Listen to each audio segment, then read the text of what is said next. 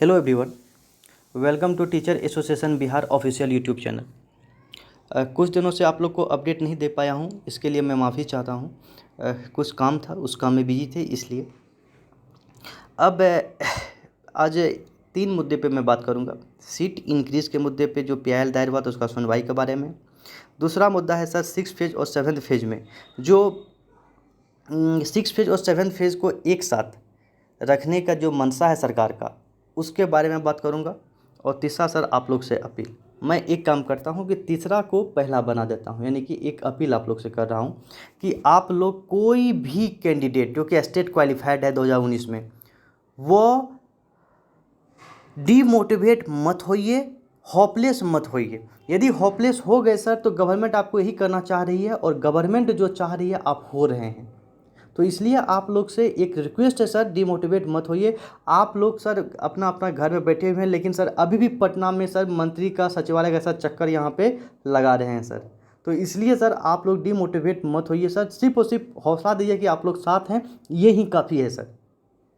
State 2019 में जितना भी क्वालिफाइड हुआ है उसका बहाली को सरकार को करना होगा और 100% करना होगा। और यहाँ पे एक जल्द ही एक विज्ञापन सौंपा जाएगा सचिवालय में, जिसमें कि कैसे आप सीएस और सोशल साइंस इन दोनों कैटेगरी के सभी स्टूडेंट को बहाल कर सकते हैं। उसका लॉजिक भी आपको दूंगा, और वह विज्ञापन क्या रहेगा वो जल्द जल्द आप लोग को पता चल जाएगा। और कुछ गुड न्यूज़ आने वाली है आप लोग के लिए, और वो गुड न्यूज़ है केस संबंधित बात। सीट इंक्रीज़ के पीआईएल को जो पिछले बार आप लोग को मैंने कहा था कि सुनवाई आज या कल में हो जाएगी, उसका लिस्टिंग भी हुआ, नंबर भी आया, लेकिन वहाँ पे शिक्षा विभाग ने यह कहकर इस केस को डिले करवा दिया कि विधानसभा सत्र तक मैं उपलब्ध नहीं हूँ। अब विधानसभा सत्र तक यदि वो उपलब्ध नहीं है तो उस बीच में सुनवाई नहीं हुई। अब उस केस का नंबरिंग हो गया है 42, यानी कि आज या कल मेरी शिक्षा विभाग उपलब्ध है। आज हो सकता है, जैसे कि वकील साहब से बात हुई है, हो सकता है कि ये आप लोग के लिए जल्द ही जल्द एक गुड न्यूज़ मिले कि आपकी पहली हेयरिंग हो गई है। आज या कल में मैं आप लोग को अपडेट कर दूंगा, और दिलीप सर को भी लाइव लाने का कोशिश करूंगा। आप लोग भी जाके हाईकोर्ट के वेबसाइट पर देख सकते हैं, CWJC 12/489/2021 ही केस नंबर है, दिलीप कुमार झा, और टोकन नंबर आपको 2021 पता ही है, और जो विशाल विक्रम राणा है वो इसके लॉयर हैं। आप लोग भी जाकर के देख सकते हैं क्या स्थिति है। अब जहाँ तक मुझे बात हुई है वहाँ तक का बात आप लोग को बता रहा हूँ कि जल्द ही जल्द इसकी सुनवाई होने वाली है, यानी आज या कल में सुनवाई हो जाएगी। वकील साहब भी इस केस के लेकर अपना जितना भी जो प्रूफ है उस प्रूफ को अपने पास जमा कलेक्ट कर लिए हैं आज, यानी कि आज इसकी संभावना है कि सुनवाई हो जाएगी, या नहीं तो हो रही होगी। ये सभी अपडेट शाम में आ जाएगा। मैं आप लोग को शाम में या तो कम्युनिटी टैब में डाल दूंगा, या नहीं तो कल सुबह एक वीडियो बनाकर आप लोगों को पूरा डिटेल्स, या विशाल विक्रम सर को लाइन पे लाके आप लोगों के सामने बात करवा दूंगा, और दिलीप सर को भी लाइन पे ले लूँगा, जिससे कि आप लोग जिसको भी जो सवाल रहेगा वो कमेंट बॉक्स में पूछ लीजिएगा, और आप लोग हम लोगों का कन्वर्सेशन को भी सुनने का कोशिश कीजिएगा।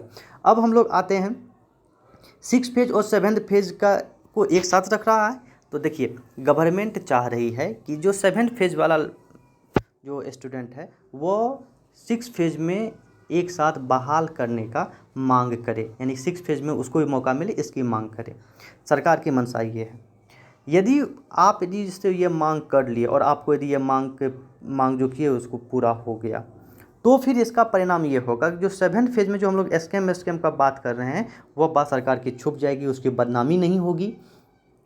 और आप लोग तो भली भांति इस बात से परिचित हैं कि गवर्नमेंट की किरकिरी इस बात में कितनी ज़्यादा हो गई है। आज पूरा स्टेट आज गवर्नमेंट के अगेंस्ट में है इस मुद्दे पर। तो इसलिए गवर्नमेंट भी चाह रही है कि इस मुद्दा में और किरकिरी ना झेलना, और वो 6 फेज में संभवतः ये इनविटेशन कार्ड है 7 फेज के लड़कों के लिए कि वो इस बात को समझे।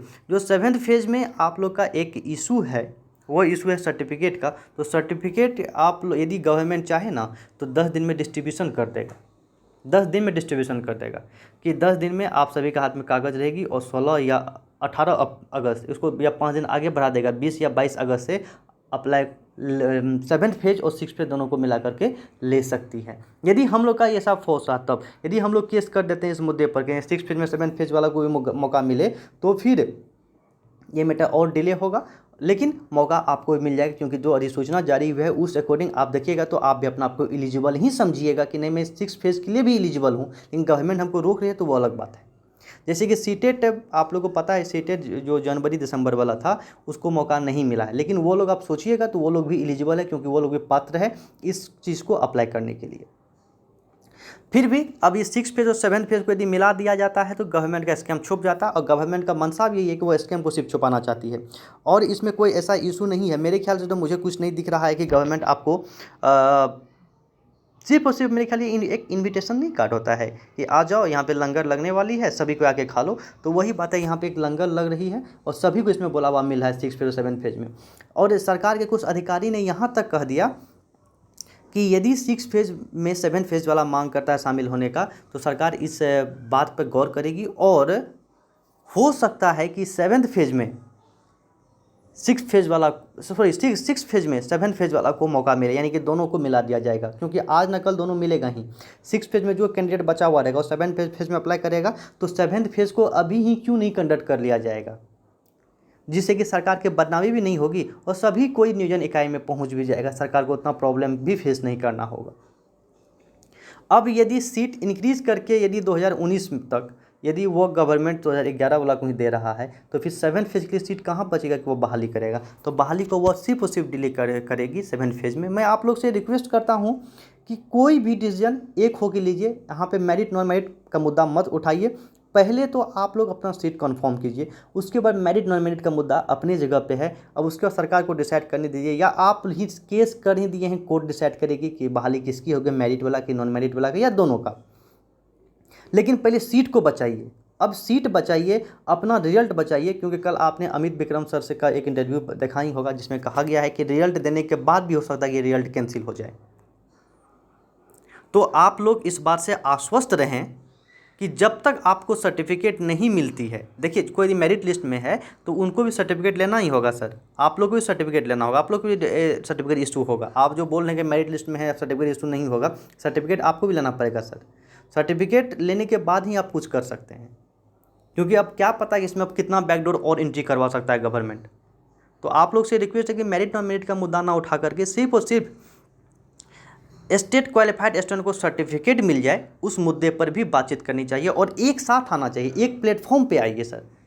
यदि एक प्लेटफॉर्म पे आके यदि जैसे कि हम लोग यदि 80,000 क्वालिफाइड हैं, यदि ये लीगल है, तो हम 80,000 से पटना साहिब उतर जाए ना सर, जितना सीट खाली है ना, एक एक को भरना पड़ेगा गवर्नमेंट को। ये 80,000 सर, 80,000 एक क्वान्टिटी होता है सर, अगर 50% भी उतर गया ना सर, गवर्नमेंट को झुकना पड़ेगा सर, उसको बैकफुट पे आना पड़ेगा। तो इसलिए आप लोग से भी ये रिक्वेस्ट है कि आप लोग इस मुहिम को चलाएं, इसमें हिस्सेदारी लीजिए ना सर। जब कोई भी चीज़ में पार्टनरशिप बना लीजिएगा ना सर, तो मामला थोड़ा आसान हो जाता है किसी भी चीज़ को सॉल्व करने के लिए। तो अब तो ये स्टेट 2019 का केस ही है सर, ये भी चीज़ भी आसान है सर, इसको भी सॉल्व कर सकते हैं हम लोग, लेकिन हम लोग को एकजुट होना होगा। बिना एकजुट हुए ये चीज़ अब संभव नहीं है, क्योंकि बहाली अब 2022 में ही चली गई है। अब 2022 में भी ये चीज़ कंप्लीट हो जाए, उसके बारे में बात कीजिए, ताकि ये मुद्दा सिर्फ और सिर्फ क्वालिफाइड वालों के लिए ही होना चाहिए।